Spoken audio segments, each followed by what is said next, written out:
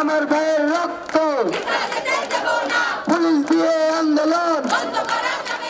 বৃহস্পতিবার সারা দেশের বিভিন্ন স্থানে ব্লকেট কর্মসূচিতে আইনশৃঙ্খলা বাহিনীর সাথে সংঘর্ষে আহত হয় অন্তত ৩০ জন শিক্ষার্থী। এর প্রতিবাদে কোটা বৈষম্য নিরসনে এক দফা দাবিসহ শুক্রবার ঢাকা বিশ্ববিদ্যালয়ের কেন্দ্রীয় লাইব্রেরির সামনে থেকে বিক্ষোভ মিছিল নিয়ে ক্যাম্পাস প্রদক্ষিণের পর শাহবাগ অবরোধ করেন কোটা সংস্কার আন্দোলনকারীরা।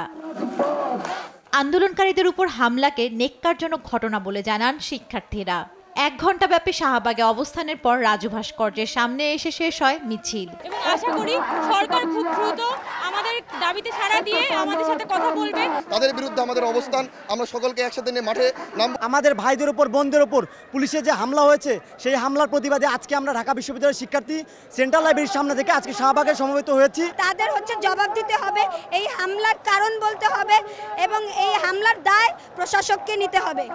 এবার বাংলা ব্লকেটের মতো অভিনব কর্মসূচি আনার পরিকল্পনা চলছে বলে জানান সমন্বয়কারীরা। বিভিন্ন বিশ্ববিদ্যালয়ের সমন্বয়কারীদের সঙ্গে আমরাও সমন্বয় করব এবং তারপর আমরা নতুন একটি অভিনব কায়দায় কিভাবে আমরা আমাদের কর্মসূচিকে এগিয়ে নেব, সেজন্য আমরা সকলের সাথে সমন্বয় করব। শনিবার সন্ধ্যা ৬টায় ঢাকা বিশ্ববিদ্যালয়ের কেন্দ্রীয় লাইব্রেরির সামনে থেকে পরবর্তী কর্মসূচি ঘোষণা করবে কোটা সংস্কার আন্দোলনকারীরা।